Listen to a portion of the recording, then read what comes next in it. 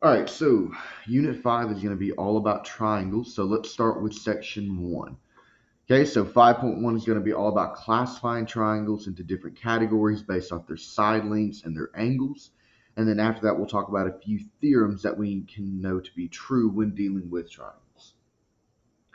So first up, if I want to classify triangles by their side lengths, there are three classifications for them. Okay, scalene, isosceles, and equilateral that you see in front of you. So let's talk about each one of these. Okay, so first up, scalene. Okay, so scalene is going to be a triangle in which all three sides are different lengths. Okay, we have that definition already in there for us. So what this looks like in a picture is that three different lengths. So there's three different ways I could show that. I could have one triangle here where all side lengths have a different measure. So side length of 8, 10, and 13. Or let's say that I don't know what the side lengths are, but I just want to prove in this triangle that the three side lengths are different lengths. Then I could put one tick mark on one side, 2 on another, and 3 on another. Just symbolizing that I don't know what the actual side length is. I just know that the three of them are all different from one another. So that's scaling. Next up will be isosceles. So an isosceles triangle will be a triangle in which two sides are congruent to one another. Okay, so in this image, I could have one triangle with clear side lengths, 4, 6, and 6. Two of them are equal to one another. And I could have another one where I've got these two side lengths have one tick mark on them, and this side length has two. So side lengths that have the same number of tick marks will be congruent to one another. Okay, and then the last way to classify them by their side lengths is equilateral triangles. Okay, so we talked about all the side lengths being unique. We talked about two of them being the same. So equilateral will be all three of them are congruent. Okay, and I can signify this through this triangle right here, where I have a triangle where all the side lengths have a length of 5. Or if I don't know what the side lengths are, I can just have a triangle where every side length has the same number of tick marks, in this case 1, signifying that while I don't necessarily know the angle measure, I know that they are all going to be equal. So that's the three ways that I can classify a triangle by its side lengths. So now let's go through and let's talk about the four ways that I can classify a triangle by its angle measure. So the first one will be acute. So an acute triangle will be a triangle in which all three angles are less than 90 degrees, okay? So in a triangle is always going to be a closed polygon that has three sides and three angles.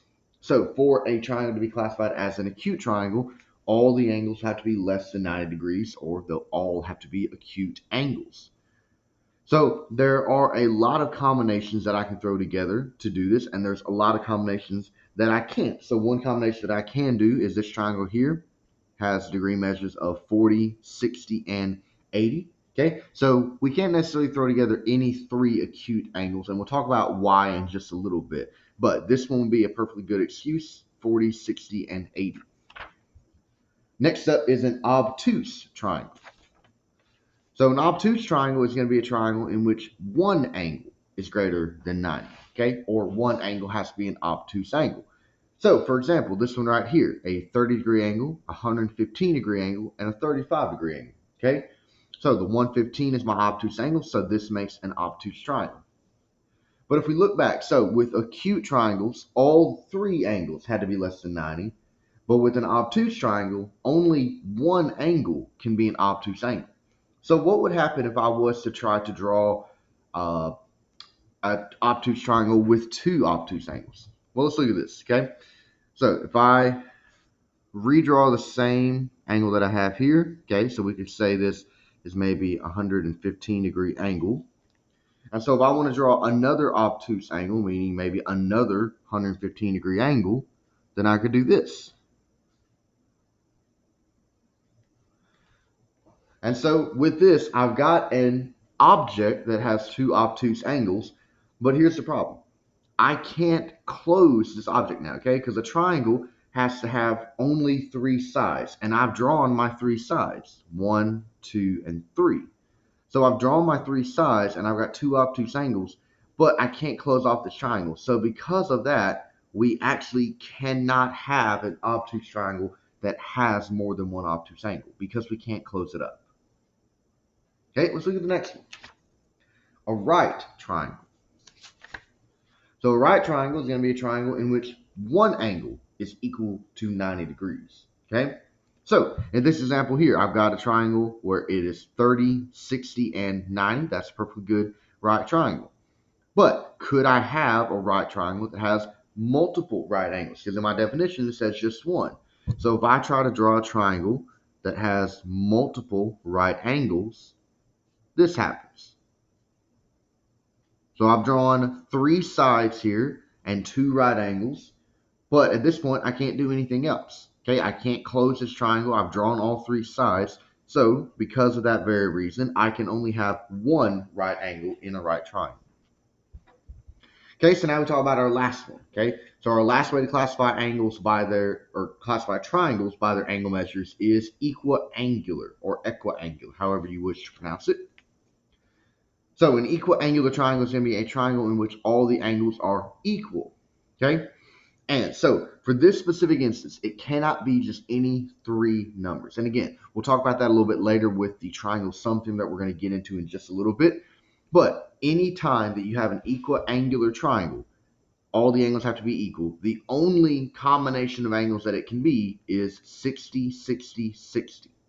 Okay, that's the only combination that we can possibly have. And one other key important note to know is that equiangular and equilateral are always together. Okay, so if you have any triangles that are equilateral, you automatically know they're equiangular. If you have a triangle that's equiangular, you automatically know that's going to be equilateral. Now keep in mind, for an equiangular triangle, you can have only one option. The option has to be the angles are 60, 60, 60. But with an equilateral triangle, you've got a ton of different options. Because with equilateral, the only stipulation is that all the sides have to be congruent. So you could have, like up here, you could have a triangle that is 5, 5, 5. You could also have a triangle, maybe a little bit bigger. That could be 10, 10, and 10. And you could have either one of these, but equilateral always means equiangular. And with equiangular, you're only going to have one option for your angles. 60, 60, and 60, 60, 60, and 60. Okay, so equilateral and equiangular will always go together, but equilateral has a ton of different ways we could draw it. Equiangular, there's only one way we can draw it. All right, so now to round this section out, we're going to explore two theorems that we have with triangles. The first one is the triangle sum theorem. So the triangle sum theorem right here states that all angles in a triangle must add up to 180 degrees, okay? So I talked earlier about how whenever we were talking about an acute triangle, obtuse triangle, any of them that were dealing with angle measures, that I had a lot of different options, but I didn't have an infinite number of options, okay? So with an acute triangle, I couldn't just necessarily throw any acute angles together, like 89 degrees, 89 degrees, and 89 degrees. I couldn't have that kind of a triangle, and the reason being is because of this theorem right here. All the angles inside a triangle must be 180 degrees in order for it to close, okay? So we talked earlier about how, why couldn't we have an obtuse triangle that has two obtuse angles?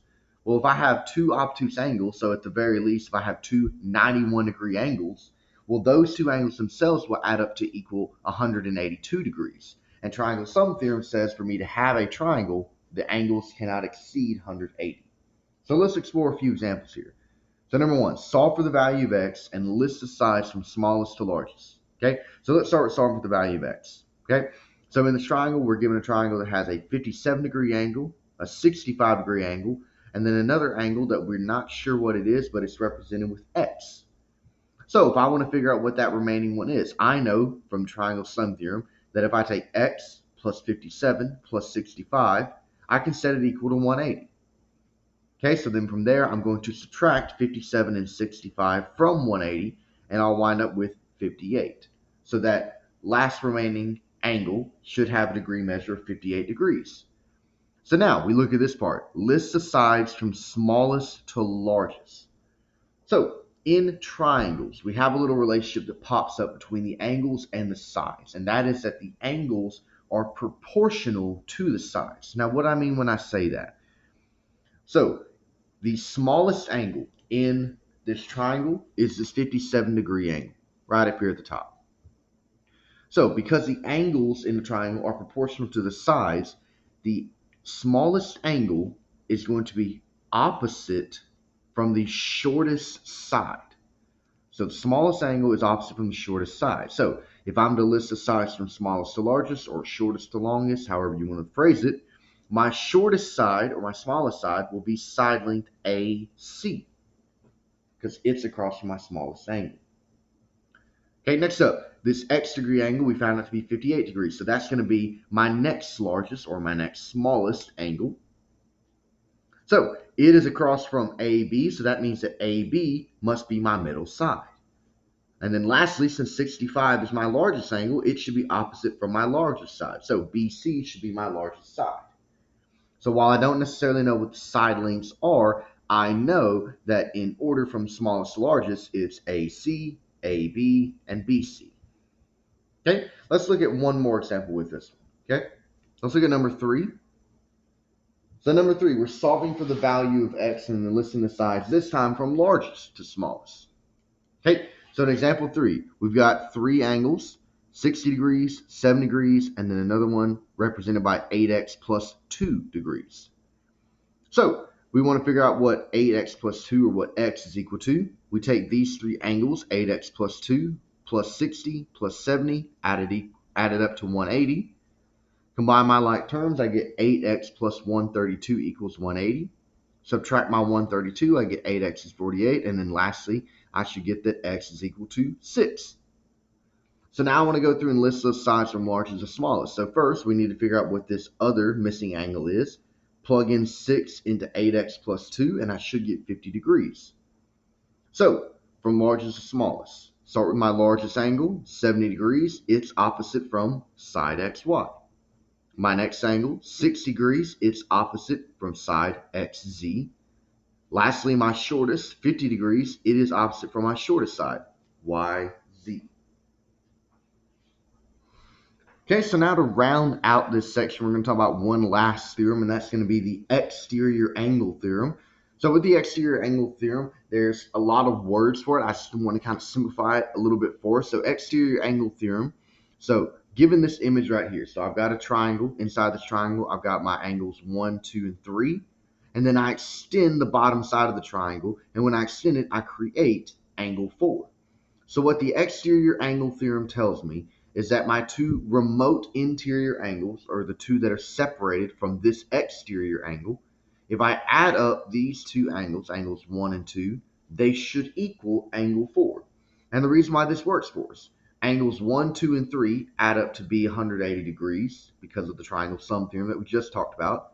Angle 3 and 4 will add up to also equal 180 degrees because if I was to cover up angles 3 and 4, or cover up angles 1 and 2, then angles 3 and 4 just lie on a straight line or a straight angle. So they are just a linear pair.